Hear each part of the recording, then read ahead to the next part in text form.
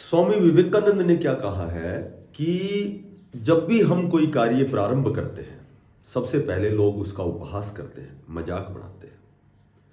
उसके बाद जब हम कार्य जारी रखते हैं तो लोग उसका विरोध करना शुरू करते हैं। और जब हम अपना कार्य उसी दिशा में हम लगातार पूरी मेहनत और मशक्कत के साथ प्रयास करते हैं तो सफलता सुनिश्चित है। तो अंत में वही लोग जो मजाक करते थे, जो विरोध करते थे, वो हमें स्वीकार करते हैं। नमस्कार प्यारे बच्चों, आज की देखो लेटेस्ट अपडेट है। जो भी हरियाणा, पंजाब, चंडीगढ़ जो हाई कोर्ट में एक पीएन डी ग्रुप की एक भर्ती निकली हुई है, जिनमें 300 पद थे। ठीक है, तो उसका जो एग्जाम है कब होगा, इस पर एक लेटेस्ट अपडेट है। ठीक है, और इसी एक ही वीडियो में हम बात करेंगे भाई एग्जाम कैसा आएगा, सिलेबस उसमें क्या रहेगा। ठीक है, कितने बच्चों ने फॉर्म अप्लाई किए हैं, कंपटीशन कितना रहेगा। तो इस तरह की छोटी छोटी बातों पर हम टू द पॉइंट बात करेंगे। बहुत संक्षिप्त सी वीडियो है, सभी साथी लास्ट तक देखेंगे। उससे पहले सभी से मेरा निवेदन है कि जो भी साथी नए हैं चैनल पे, देखो ये टेलीग्राम का लिंक जो हर वीडियो हर क्लास के डिस्क्रिप्शन में मिलेगा आपको। इसमें आप हमारी जो भी छोटी बड़ी जैसी भी अपडेट है, सारी लेटेस्ट जो अपडेट है वहाँ आपको देखने को मिलेगी। जो भी एग्जाम है, जो भी एग्जाम क्लासेस जो भी मिलेंगी, सारी मिलेंगी यहाँ। तो इसको आप ज्वाइन करें। ये एक व्हाट्सएप ग्रुप है, इसको भी आप ज्वाइन करें। ठीक है, व्हाट्सएप पे भी हम सारी वीडियो जैसी भी छोटी मोटी अपडेट है वो सारी डालते हैं। देखो सबसे पहले हम बात करें, सबसे पहले यदि हम बात करें कि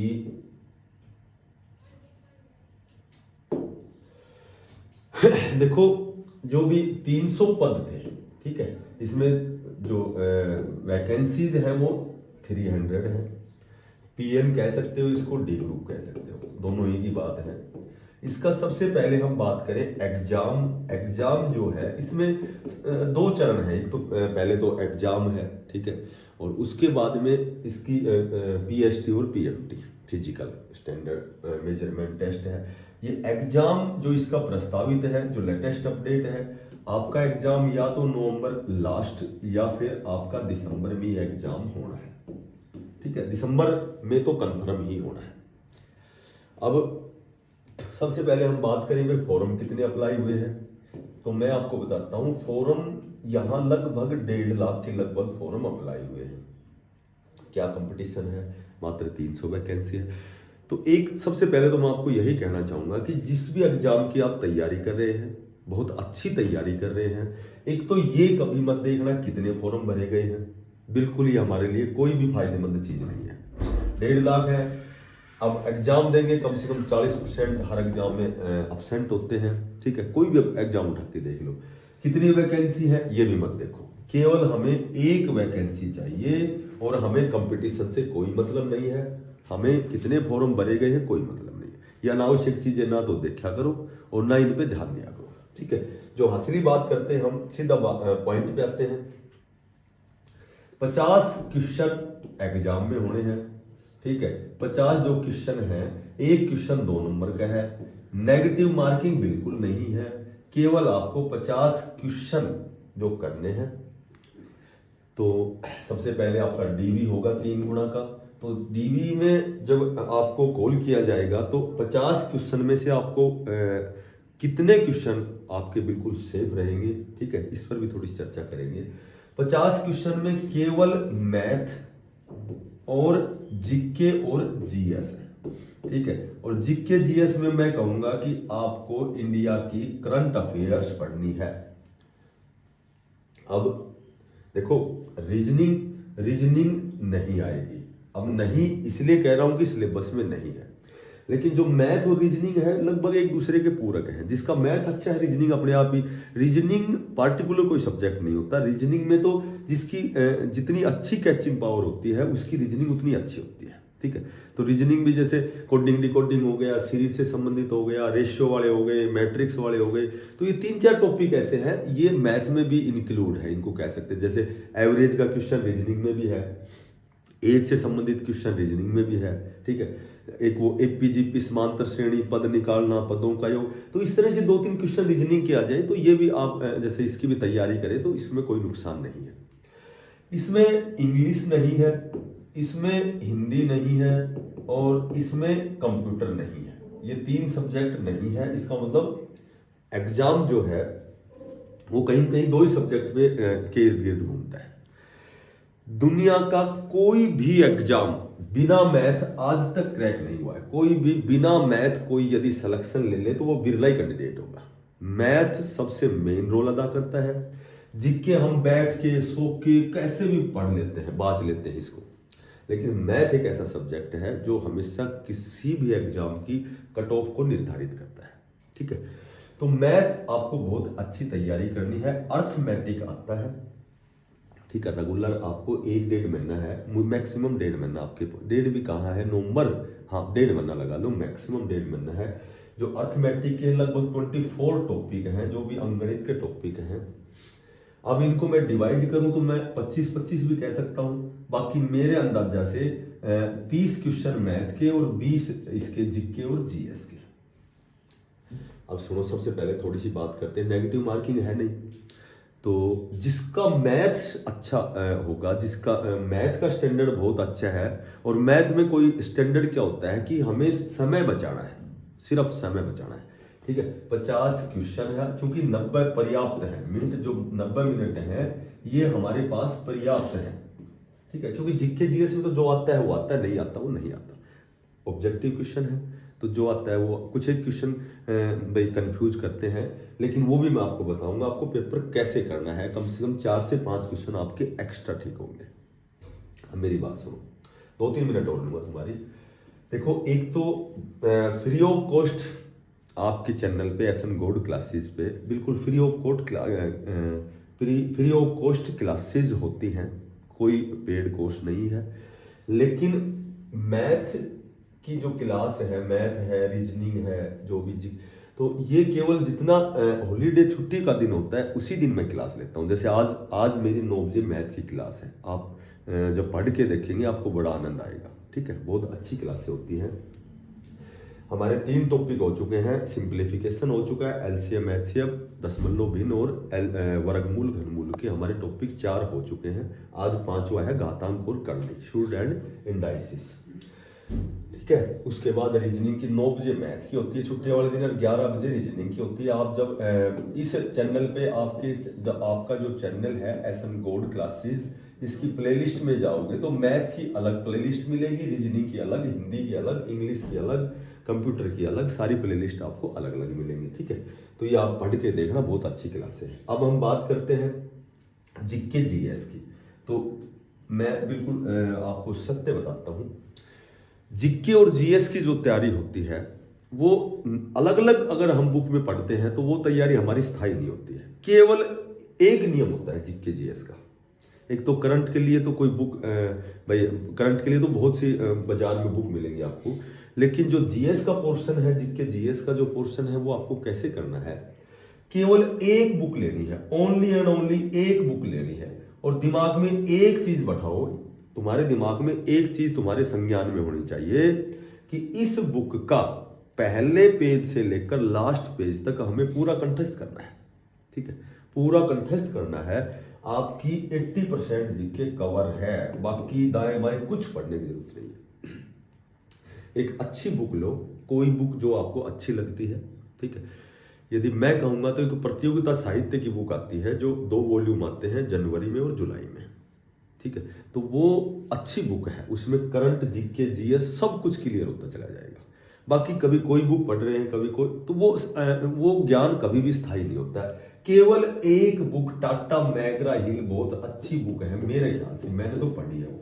ऐसे तो यूनिक आती है, स्पेक्ट्रम आती है, टाटा मैग्रा हिल आती है। तो इसका जो छोटा संस्करण है जो 250-300 रुपए का आता है, आप एक बार पहले पेज से लास्ट पेज तक कोई भी एग्जाम, दुनिया का कैसा भी आप एग्जाम देंगे तो जीके आपकी 80% कवर है। बाकी कहीं से पढ़ रहे हो कोई, तो वो जीके स्थायी नहीं होती है। मैं पेपर की बात करूं तो जो भी 50 क्वेश्चन जब आते हैं ना, तो आपको क्या करना है, जब हम स्टार्टिंग में एग्जाम देते हैं, देखो कोई चीज कठिन जब होती है जो वो चीज हमें नहीं आती, आसान जब होती है जो वो चीज आती है, तो ये कोई स्तर नहीं है, ये कठिन है, ये मॉडरेट है, ये आसान है, ऐसा कोई वो उसका वो नहीं स्तर नहीं होता कि भाई ये बहुत पेपर हार्ड नहीं। हार्ड जब है जब हमें नहीं आता, जो क्वेश्चन हमें नहीं आता वो हार्ड है, जो आता है वो इजी। किसी के लिए इजी होता है, किसी के लिए हार्ड होता है। तो शुरू में हमारा कंसंट्रेशन पूरा नहीं होता है। कंसंट्रेट जब जो समय बीतता जाएगा, शुरू में तो हम अनुक्रमांक लेखन करते हैं, कभी कुछ, कभी डेट ऑफ बर्थ भरते, तो ये चीजें जो फॉर्मेलिटीज हम पूरी करते हैं, उस समय हमारा 1/3 दिमाग काम कम करता है, हम 2/3 से काम चलाते हैं, ठीक है। और जब जो समय निकलेगा तो आपका दिमाग 100% काम करेगा। तो विशेषकर 1 से 50 तक जब आप क्वेश्चन करेंगे तो आप लगभग 25 से 30 क्वेश्चन आपको आते हैं, क्योंकि जर्नल में करने के लिए, जर्नल में क्वालिफाई के लिए 50% है, बाकी अदर कैटेगरी में 45% है, ठीक है।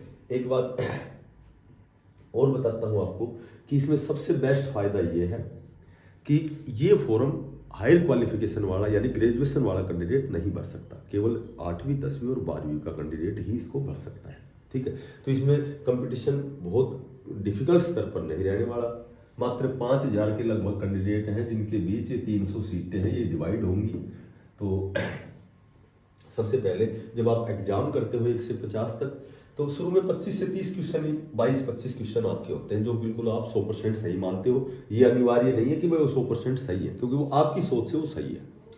उसके बाद कुछ एक क्वेश्चन जो आपको कंफ्यूज के हैं, कुछ एक ऐसे क्वेश्चन है जो बिल्कुल ही नहीं आते आपको, बिल्कुल आपने सुने ही नहीं वो क्वेश्चन, ठीक है। वो हो सकता है मैथ का कोई लेंथ है, कोई जीके का, कोई जीएस करंट का, कोई भी हो जैसे, है ना।